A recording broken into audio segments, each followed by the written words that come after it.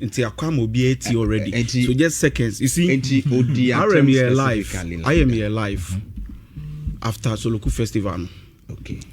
And na ohu emabunu ase bi mpredua ebi mu ahye niema stretcher se bi niema eni kwan se niema eni kwan se yehu ewo emaba wa bi hu emabunu niema de no ma ye omo nam ho eno ode compare Ashanti First ye ma omo ko school omo nim de aye ma omo opportunity so omo begin overhead ase enye eye artwork ewo honum NPP fo ebi mu started some attack ye main bi mu to the extent say ebi mu kokra ko say emma no enwuma pa no mo ye do mo ye o kan wasem. That's number 1. Number 2, we no say ono kra de ade a wahu kra no NPP ni bia ni Asante mantem ho be ya ade be ne ya bio because I say Ashanti First esu ni mfaso na Soloku Festival Ashanti First na de empuntuo e de Asante man ya mamre ne ya mane eto sene niam obi ahu no eno no so ni mfaso ba Soloku anye amamre ne amane eso mfaso de a NPP ni bie no be kasme be ne ya bio owie no kato aso say eye Asante mantem ho ayete no enyansafo edoso wa hanim sei enti se wudidi pacho meba enti se wudidi listen to me really please I'm coming enyansafo e wa Asante mantem ho hanim sei enti se wudidi na tem anasa okese tia because of oye Ashanti First ono enya ne ya 38 for no majority no do so 38 for no asemo kan no so baby enu oyi ejaba jewelries baby enu oyi obibini black man baby enu oyi obi wambo bia din ti se bia wo to na wo 38 no ho ena ye o yade a ba ejaba mbe kan kire so 38 no ho obibini black man be kan kire so 38 no ho because obibini black man ankasa miami nimu no okotena mu sister station meba okotena mu sister station e ka say onu se baby a wodu obobradu no onu omma partisan politics enkata nani ade be bo Asante man no e no de oyeden ohwe enti na ma onu ka say NPP fan be bo Asante man so there is no way a Dr. Frank Amwakwini a single out any person and also be or involving who into galamsey Soloku Festival imu no way so you can mention one name as mo kan say do na kasa e mo Asante mantem ho mu nim say Ashanti First no o mu nim nya so mo bu Asante man no o mo wo ho. I think sir when it comes to say communication and words be who be a beba maybe it's not your intention but it may not sound well okay maybe in fact to other people but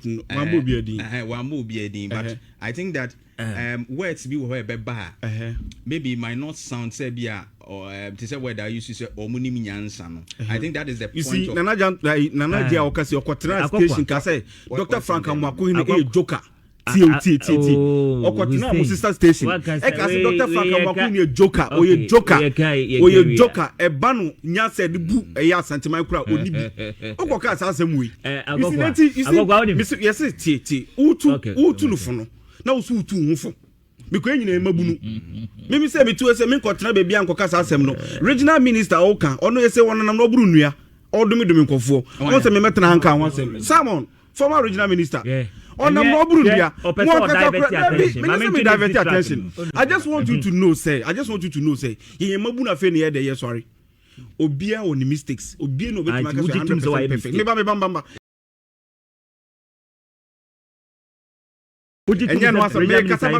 me kasaba enti say o ba na say o ba be ka obi asema na wo ankasa obisa wo ho o record ti sen because wa wo to ankasa so di ka che panyin ni say o ye joker o nye serious o nim ko e fa so bu man onim nim dia de fa so bu man na wa be try say ka say utu no fo a you see I think that's our argument. Yeah. You see, maybe I can agree with you. I agree with you. But me, man, who say, Dr. Frank Amwakwini, let's go.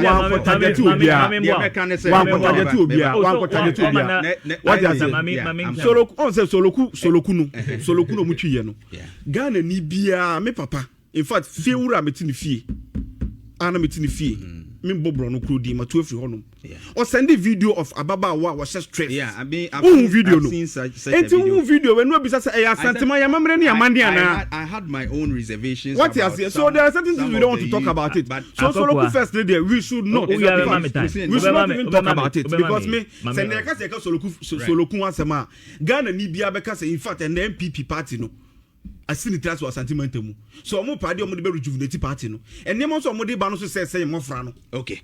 Thank you. I go for mama just 1 minute. Yeah. You see, or admit to say obia won mistakes. 1. 2. Or say omodi ade bia by friend Ashanti first. Na boa yen kra no di ade. You see, and we see even po MPP phone mu bi e ka ko say yes ade no. Hussein Eti. Hussein Eti. So ni maskwaye. Say ho na ofi constituency na ofi. So hwemeni me. Askwa constituency no free. Askwa interchange no e wo cameras too. Meboa. Yeah. Baako ufi atonsu ba esi eyesa mfimfin ho. Meboa. E na wo free eye mo ho ene eyi ba es baako so si ho. Hussein Eti hei. On can me say Dr. Frank Amakohene and then the Ghana Police Service wo krum ha. O me play that cameras nana. Ehunu onya security. Omo ye ne daben. Sade en epo say na security daben. Missy Sade ne kosi daben. Ekosi daben. Yeah, the police for. You see, free samre asasem ni see ye. Ebe pim sen enedue yam no kase. What is so much nipa? What is so much nipa? But as quite interchange no cameras too. Hussein and a postie Sadi and Frank Amako in a share. For Doctor don't worry. So whether Doctor President South him. But you have yes. Akufo Addo no friend Akufo Addo. Or man penino. Don't worry. Dr. Frank Hussein ye come what South say. Who don't microphone ana mo asore no. You come South say. You see Dr. Frank Amakohene. Where in a pussy here?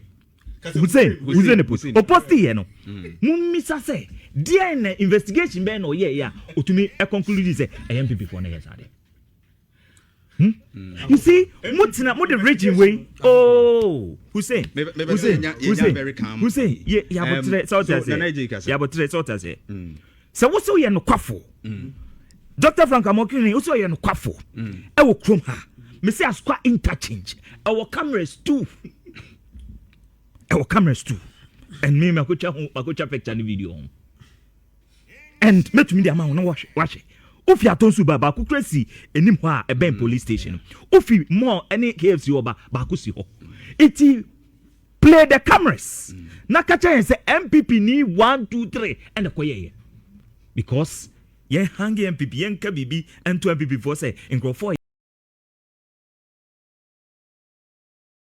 ya de na pen no mo pen na omode ade akoko ntinyamwa wo Hussein una wo post first it wo kra na was a Ghana Police Service omode kan to safra so unya sa pictures no way say ni utwem obi tumi say unya sa pictures no way because some say my challenge the Ghana Police Service omo waskwa say cameras too and the interchange no and no see MPP ni bi na ya play the cameras and let's see na ye hu ni akro Obieni wa cameras see what Bekaja say me be jina bontia ba be yedidi.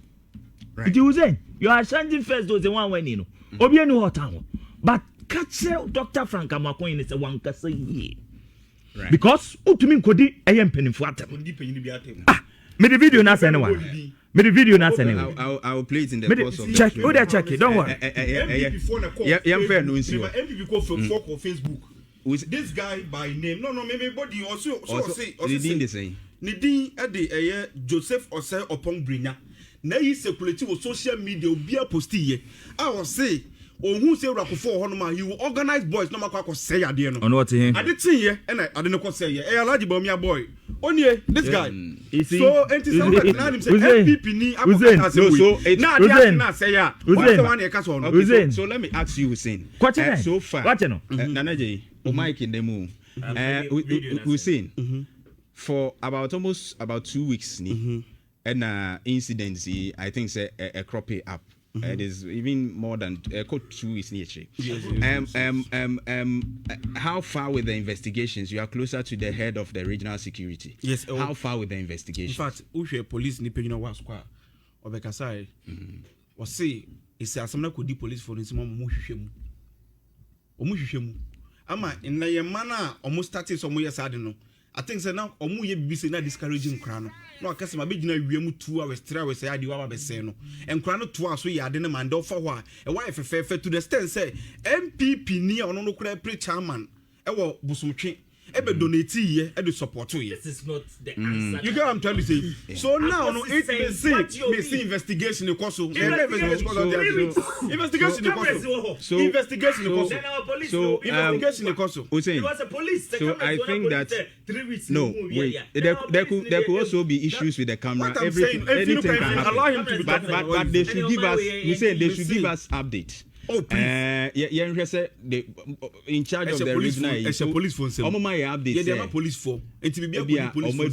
Yeah, fire pe enquire the because ke pa nipo no kwatena social media NPP no kwatwere say so hu ewura kofo picture wo a obese no ke pa nke de bekwa ye bekwa kwachena bona na bekwa ko bibi but because ye nim say me try there but because ye nim say emra but because ye nim say Ghana ye de mra na chechire Ghana right ye what democracy na ye adwumanti no ye mfa mra nse nsem enkodi bone. Okay. Enti na dey share police phone so mo ankasa nye den. Ehwehwe mu no mo nye dey beboa. What you say? All right. Enti na je dey dey me feel. Me da say. Na je dey me feel. Dambo. Agwa. Me who say oti wo nyina say me show mo Asante regional minister de mebona baso. Yeah. Oshe obedi regional minister, the relative calmness and trying to unite the entire region, no. Something so any I was saying na your support. I think say the way osi ya the politics no any the way osi ekeka no wayama even other people anka politics nko mompe omoni abeje Asante ma ho a oyo program people from far and near obiaba a odonu beshem. And one thing I think say Washa as Ashanti Festival, they are very good on 80 talents. Oshe first and Kwaku school near Kasakoye, visual as any other in a Becase, we cried, Omo Mabuano Munimadia Eden, but Oko as quite now fine touching national see Oshe how they have beautified the place. Idea was in a Nijo when you can say dear politics. But unfortunately, within the political terrain, abbreviation amount for person cast in windows and aspirations on good causes. Yeah. Said the bear almost between political capital. So it is expected. But I never be a development. And I don't think we should reduce it to politics. The purposes of that. It's true. And it's a good thing and I support him. And talking about Soloku festival, me I don't think say a region here for now a Soloku festival because Yesusano na a year eba obi a vagabond na yase and no but uti honorable MP. No, I want to come in. I'm not diving deep into a Soloku festival. Yeah, I understand. But I just want to make a point. I just want to make a point. Honorable Bafwewa, the MP for Malaysia South who organized this event, actually, and we also said it wasn't only about the dance. There were a lot of activities. We say not the nice. There were a lot of activities and let's not limit it to the dance alone. Any name befitting of the purpose na ye pese yen dance. What's the meaning the of moment that Soloku it connotes something. So what I say. So me the moment irrespective of the finest ideas a person mo champion no ho ne amane you know. And we and there na trend. And near ense na fata and na trend. Unim we are all talking about say the moral decadence na akoso o mamu an ibetima ye bibi dia fa ho na etimi eden a revive ye youth na said be o montwe o mon kosa ne man and Soloku baby a Soloku obia no ene me ekosoro eye nsanom ene me ekosoro eye wi ene me ekosoro eye jot but don't you go to funerals? No, listen, if you are talking about say what's the actual meaning of Soloku? The meaning of Soloku na make it. The meaning of Soloku, the intended purpose. And they say ebi or the investors beba intended purpose say or other things ebi or champion the connotation shouldn't be Soluku. That's what I'm trying to put forward. You are talking about Ashanti Festival. Ashanti Festival. You even identify a tourism potential areas. You better revive the economy of that respective communities. But if you are talking about some of these things, I don't think that it is not something that sits well with me. That's why I'm talking about it. Okay. I don't get the head and tail of all of this. But united under the regional minister. You come together. Adia you say you come once. So regional minister dear na enyefa you bet me aka. So MPP dear na you bet me aka. But there is a mismatch. Talking about Ashanti Festival and talking about Suluku Festival, there is absolutely mismatch. Okay, right. Medasi Robert Dambo. So yemfa that one to us now. You move forward. Now Suluku benefit also. Suluku no. Some exercise so. Exercise. Aerobic. I mean, Asakra so exercise. And no muntimin kaso mko exercise. In Ghana for Nambra, then give me promote your health. That's the enkasi ekutu. Man for ashe is motian no mudi gina TV so ne radio so no ade. Mo so ampesa mo de WhatsApp mo comment on the show via WhatsApp no obe to me our WhatsApp is 059-682-1571. Or the comment in the buy be kind the amount 059-682-1571. Na yakin kind the amount. Hussein, my man starts in free show. We'll look at Voxy commercial and then fuel prices and next step are buying a ticket. Okay. And if say a permit we've done a lot on the diamond mine today. So yemfa two no na yen share yen discuss yen when na yen share there.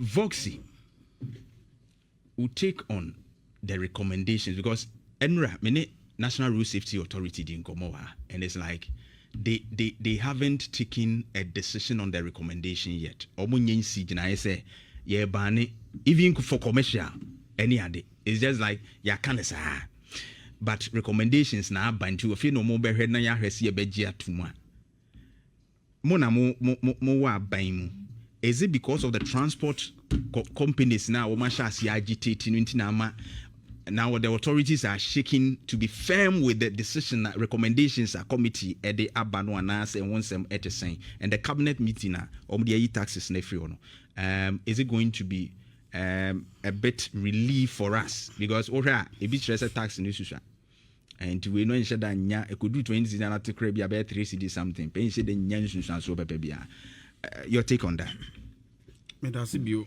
akukwa na konya odi amame bio akukwa in fact I was say your boy John Dramani Mahama Basuye what the difference between the MPP and the NDC but before some basono Enra BBC was sentiment Muhanim saying and the roads and highways minister or by sentiment Muhanim saying or need the deputy defense minister and the deputy on one deputy or muyina by sentiment on by no and a jamuko pay courtesy call on a euro article course or 2-4 and or the 2 euro and you say America create euro John Dramani Mahama enya this wadi hunu say opeso ye expressway bia ebe connect Accra and Kumasi na isi ayi no hihye agu akwa mama isi enne officially or moba aba bebo euro amane say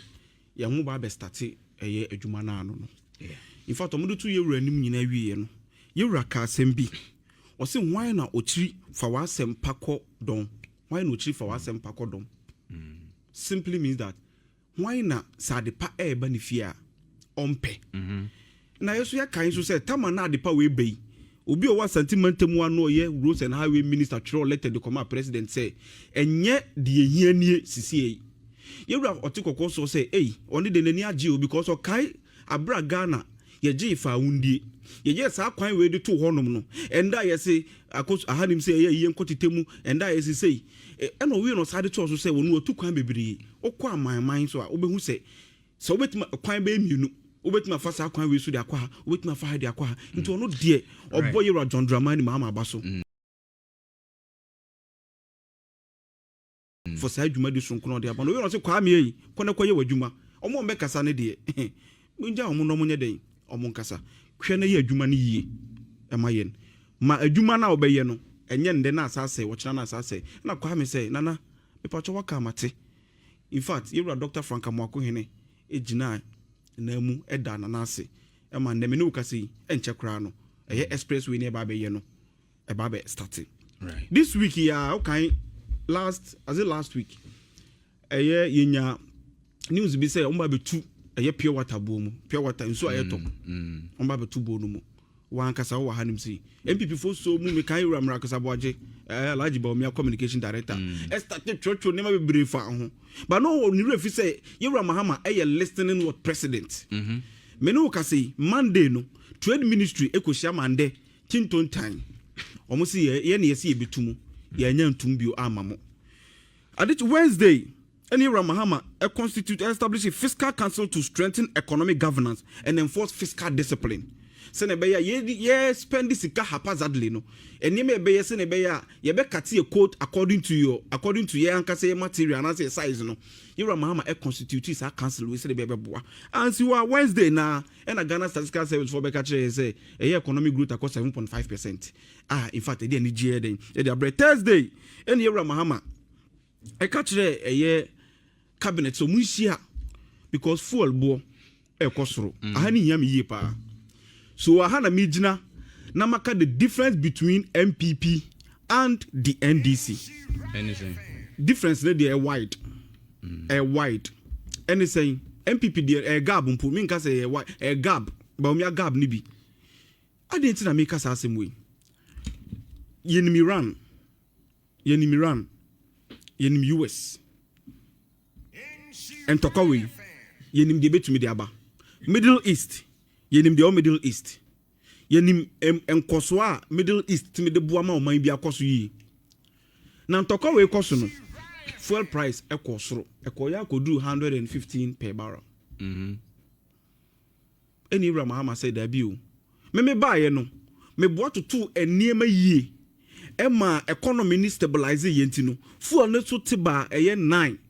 World market price no so na enko soro sa but na better than NPP for their $67 per barrel no na ya share difference no NPP for their then time Russia Ukraine talk see no so mo say Russia Ukraine ma mo fuel no book 17 cedis 17.7 I have the goal for you what I'm saying no musu Ghana for munja ye na Russia Ukraine won tokwa no Russia Ukraine won tokwa na ama dollar no ama fuel no bo akosoro enti no fuel no de moto na 20 satam ne to gallon ba ku say 80 cedis 81 cedis gallon satam na world market price ne $67 per barrel by enne Ukraine na yenim so mo de grains nko no mo produce yenim so mo de ope iron rods san neema no mo produce no under NPP enya san neema no kwa na affect you affect oil crack ho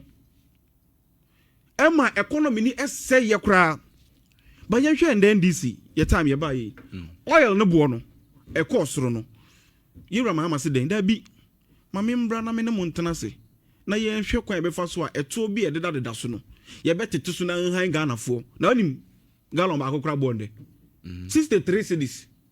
And 63 cedis, no matter they compare 81 cedis no.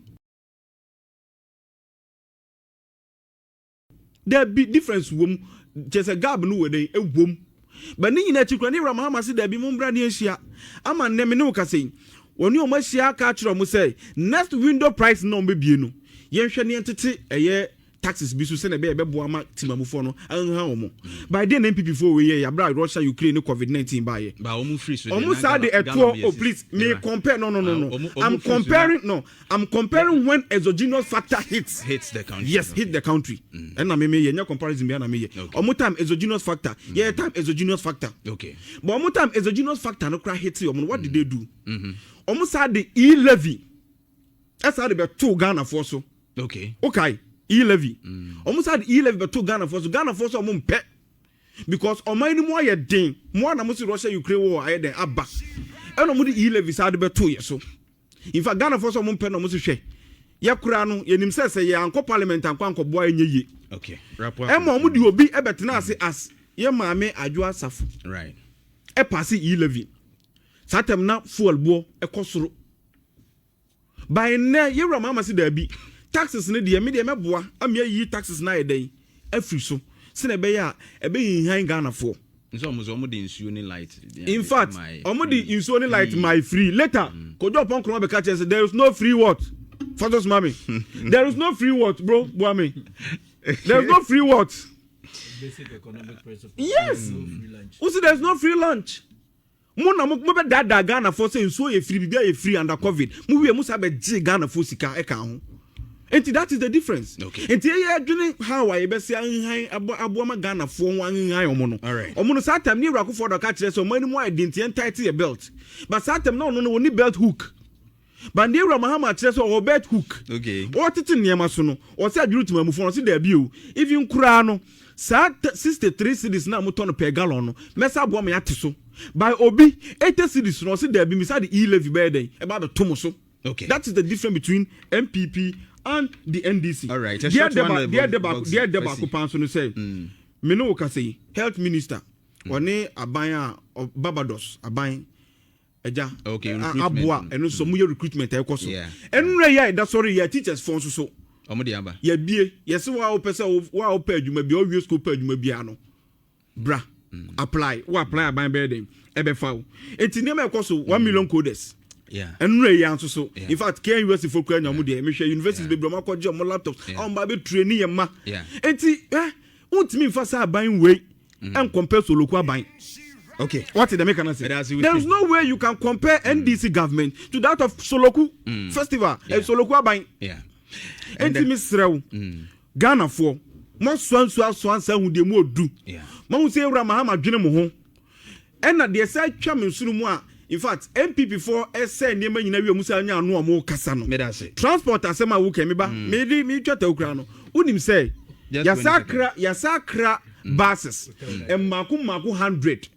Yeah, they be transport. Okay. Sene be ya be boa. MPP for credit. They don't understand the difference between fuel coupon and allowance. I don't know. What go school pa? You see, omu so mu go school we dey bubu adan. No, fellas of you statement no. I think people misinterpreted. Yes, they don't understand the difference between fuel coupon and allowance. But na NSA interpretation. So they say. And I mean yes, so thank you very much. And they better here na je onya hwenka. We dey hwense ma make. Say Ghana ni ka. No, they no beka. They beka na say oh, we dey obehwe, obe reduce to starting March. Right. But said now can recruitment assembly we know Maminda Honorable Minta Kando ase. Yes. Because on the show this week me to the Jakakra on the style and uncomfortable recruitment. But we reverse it.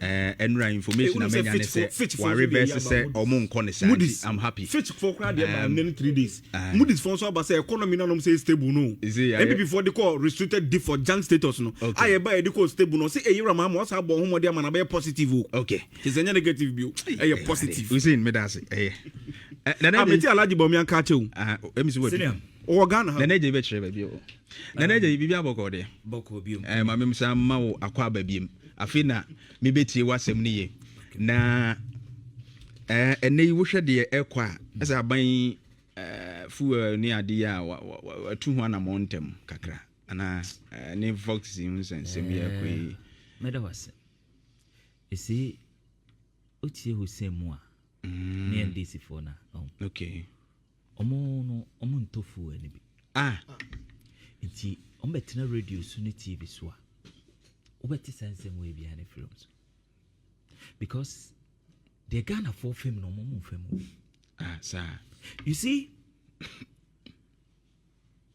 and the full bo ekosro enioma bo ekosro ba wo betena radio so eka che Ghana for say eye Israel Iran and the US in Tokwa and Akufo Addo abi hwɛ wotie NDC for nam wotumi hu sɛ enema nkɔ yiye ɛma wo mo but enye no correct say globally Ghana and the US acquired that intem no edu say according to President Mahama okache yen say Ghana ni Ukraine ni Russia ye men wo baby a ninua Sammy Gyamfi okabi okay okuje to abla kwa kabi Felisofosu kwa chi kabi and government officials omo oni ekabi kire yen say Ghana and Ben Ukraine. Ghana and Ben Russia friends Russia baby. It then and nedi ubekacha yen say Israel, US and Iran in Topa in Yensu so Ghana so. There is something wrong with you guys. Enra demoka no enemo sesama no. Ye ben wo mo. Agokwa ye ben Iran. Iran for to meza bia betu krum ha. Iran for atu bomb bia betu ha. Israel for to bomb bia betu ha. US for the eyi bia betu ha say yana. According to President Mahama, who President Mahama kasa asem na who ni hwan obekata say friend say o how bia Ghana force. O how bia Ghana force ye. Because ye man wo mu according to President Mahama ne num wasem. In opposition. The NPP mrani e kacha say asema to wiase. And who put the world economy above to at rancham be wiase na every economy na owon chechede. Ye kan enkrofo said da. Russia ye man wo mu. Ukraine ye man wo mu. And today, mumu radio so ni TV so catch and say, US, Iran and Israel. There's something wrong with you guys. Ghana for nyintum. And we are Ghana ni trotro driver na utie mi a. Tia say. The air kosoro. Fu ana ne bu okosoro no. John Mahama ni NDC for na. And omude omama de ne kosoro because your men US your men Iran no baby according to President Mahama. Oh, okay. And you see we a trotro driver now no pay sorry now koto diesel auto 50 liters John Mahama did levy atoso and ne sa tax ne daso no every liter of fuel John Mahama je 1 Ghana cedi. It's an auto 50 liters. John Mahama instantly on my own comma or do 50 Ghana cedis. So what to 70 liters? Instant John Mahama do 70 Ghana cedis. John Mahama onen abai omo my own comma and omo ayame one was say mo yes adie wetia Ghana drivers and one hour to fuel no be catch and say Israel and US. Can you imagine the thinking of the NDC? Can you imagine the thinking of the NDC? Because as we speak, and now call a filling station now Zukubu Okoto diesel. O turn around 17, almost 18, maybe. It is per liter no. O turn 1 liter na Jomama jo 1 Ghana cedi. Every liter of fuel. It is no pay trotro drivers, boat drivers, taxi drivers. Omamuchi trailer ni adi. So uko jina hona so woto 100 liters of fuel. Jomama instant. Ojo 100 Ghana. From 16th almost omu year no. Iti oma traba 16th omu yi say na presidential spokesman. Oh, the okai no say there. O say taxes bi and omeyi oma ka just omeyi di levy you know. Is it not part of tax? Huh? Omo ka so omo beti so na so omeyi fro. You see, mayen ka Sasam you just forget it. The Ghanaian people no hit no feel of them. And these boys they will come and sit on radio and TV and tell you say hi friend say Israel. I was here Ken. He Kennedy's NDC communicators because in 2024-2023 Ukacha say your men Russia and Ukraine baby. Nene wa Ukacha say the incompetent of John Mahama nene Nkrofo. And of course, yes. Because and then me no can say yetia that levy no. Every little of fuel Joe. So you suka. Meboa. Oh, anope what saying. Anan tobi. It is a na ukoha na usuka koto 20 liters. Instant John Mahama ojo 20 Ghana cedis. O ma unkoma. And yenyan Nkrofo we betra radio so oh yes well na NDC dia na NDC Dear NDC, oba yewaye. And never boa kwa na ekosro. Katam za meboa. But it's as a nkrofo we omonto hwinti. Oma betre radio so aka tell say, oh yes well. And besides, mami kan tell mo nkodwom no. Mo NDC communicators na mo nkodwom no. Monti asese enioma boy tene because omo sorry omo set no ma ba betra radio so ni TV so oh bibia ya trauma so omo ba beka unim dietia because according to Mustafa Gbandi every month Jomahama onton chingam onton bibia o wiase but according to Mustafa Gbandi every month Jomahama kukuru 5.5 million na wache Ediama each constituency 20,000 each. It is do 23rd, 24th. Now be NDC office work. No matter fa, no matter chedi. It is about to be radio to say, oh yes well, but the streets no. Okay. Go to PZ and go and check. Landman. Go to PZ and go and check. Boys in the ebre. Now be catch and say, bibia ye. And you're fault. Senke you're fault. And come me country trotro drivers. Uber drivers say even saying the way no tofu NPP address see NPP free so na saying crisis moment said don't even bring it because in terms of crisis leadership and leadership no nana do danko Akufo Addo otchere bi because COVID and it's hard way by then nana do danko Akufo Addo say omu nyina oni to say me say in Sammy 2020 2021 2022 crisis by then nana do danko Akufo Addo ye obomodi mawo odo light crash lifeline consumers teachers for tenefie otua wo muka nurses for no mo yejuma incentive package 50% ado danko Akufo Addo. Okay. In terms of crisis, crisis be na ba. Dia na why?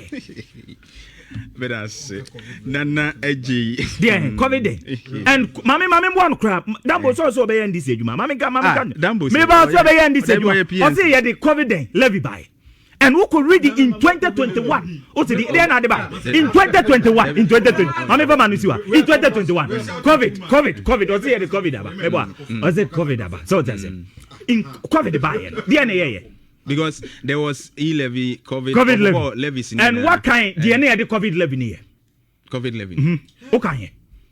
In 2021, it was part of a year as the car near the Boa Agenda 111. Unim. Meboa. Okay. Yes. But you had a facility to support me that. Me say, go and read our budget. Member of parliament to be so if you decide say I'm ready for everybody. No. But you see, you can read the COVID levy. It was part of a year agenda 111. I know say no pay. You were not listening to us. Say utie yanzana obashu iswa. You get all the evaluations at World Bank or evaluating Ghana economy through COVID. This is the latest report last year. Policy notes that omo de babontin. Now omo can about Ghana's history from pandemic no de bano otchere yen hawa. Yesifa mismanage ye huntia ema ye wo ohawum. And I will state any dasono. In the last paragraph ewo hono or say the deterioration of global conditions due to the COVID-19 pandemic and the Russian Federation's invasion of Ukraine was not the cause of 2022 microeconomic crisis. We're a World Bank. Rather, it merely exposed an economy already beset with deep structural vulnerabilities and precarious microeconomic conditions. And you know, where World Bank your World Bank statement. But I'm telling me no challenge World Bank Maka World Bank asem. No, me. Debi Maka World Bank asem wa. Minka World Bank na assess. I am telling you say.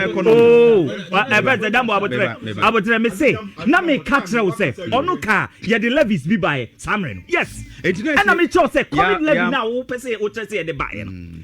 The main ya na wait ne say na ye de boa na exposé this COVID buy exposé yen ya building hospitals and you cannot challenge me. It's in our budget. All right. You cannot challenge me. My brother Dambo so. Dambo. We didn't World Bank Krampo no beka say economy was mismanaged under the Nana Ado's regime.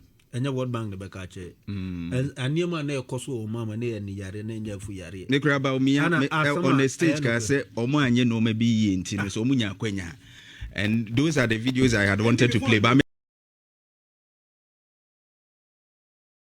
the time no. So I don't crumple the yet better, but I will begin from Ibrahim Mahama that mining lances listening. Akokwa the attorney say I'm trying to wrap my head around all this conversation concerning the Damai mining listener, the Ibrahim Mahama, and the kind of political undertone and the kind of discussions, you know. Elkosono. The attorney said, Yenda himself Ibrahim Mahama, our my understood businessman, our any business tintin and to yataka cry a cassette. Omo resource and now more empower no. I'm gonna do baby odo no. Ye bodina ye bobinuma baswa. Anka former President Akufo and I said then ye bona baso. So under President Akufo, Ibrahim Mahama no dini juma. A astute businessman no wajini dimpa. And I think then Ibrahim Mahama born homebody no one not crumple and you know say and maybe Bama nebra crumple beden abe president, but and then nebra president Ibrahim Mahama enya contract say dama yesi be local content into an astute businessman or Ghana ni yade mining lease na command ebin so montiase all because family and friends government. But I'm struggling to also draw the dichotomy between the family and friends government and any obia or the expertise within its area of work. I think it's an whole unholy kind of political discussions. The attorney said, Ghana baby, we should be thinking of building businessmen. Any businesses are best spanning generations.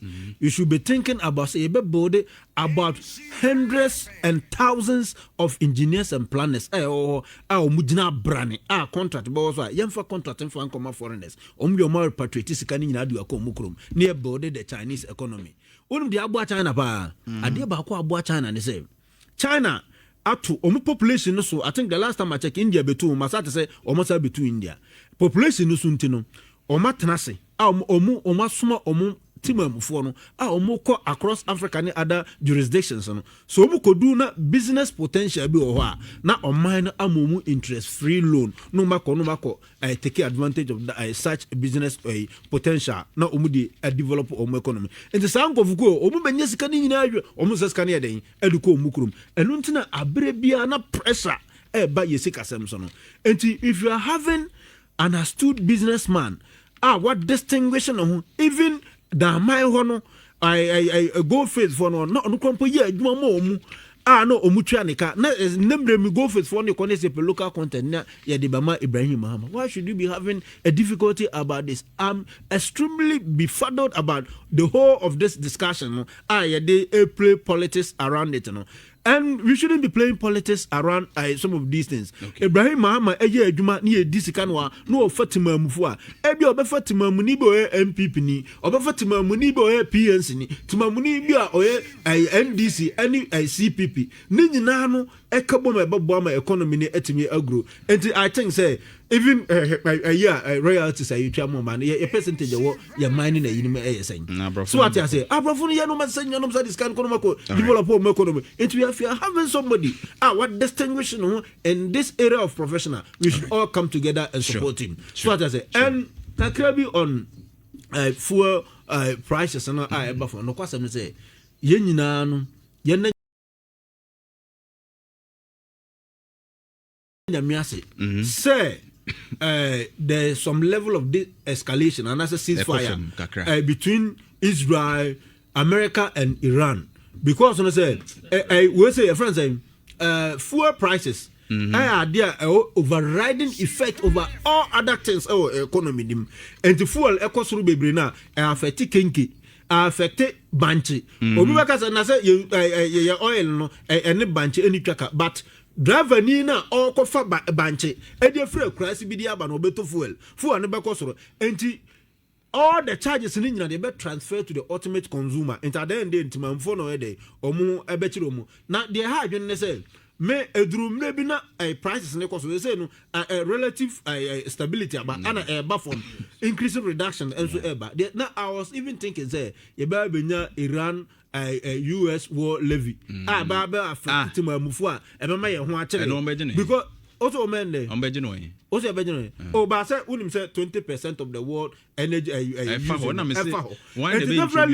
it is having overriding effect all US motor even 1 liter of gas about $4 and 1 year definitely it is going to affect us and it's an implement BB said the bear and mitigate economic factors na definitely ebianko or bedrins and covering or this levy CB but the government has not implemented any levy of that sort within a sort of Boakye say omude enjese beba said the bear betting me aboama day yateti fuel so any some other taxes and levies on ye free idea ebeboa or mine idea ebeboa timamufo the attendant say and yama ye ka ho asem we no it has nothing to do with the NPP, it has nothing to do with the NDC or my muno say ahochere ba enim NPP ni ana ahochere ba enim NDC ni NPNC ni ba o pesa your propaganda obetimi aye issues no if you want to say the nanaje tena ka say Russia Ukraine war and a day or how Ghana come under the regime and Nancy report krompono I suppose say the Canadian Ukraine or try say or air propaganda but the evidence no but we all know Omamua said Ken Ofori Atta unprecedentedly mismanage this economy and it is something Obian will bet me a year free it is something that they are all part of the evidence I want to say you got to about 2024 the level of loss now NPP it was as a result of the economic mismanagement under their regime and fact it is something that you cannot dispute and let's Robert Lambo thanks for watching. Like and share the video. You can also drop your comment. Please don't forget to subscribe. Click on the bell to turn on the notification.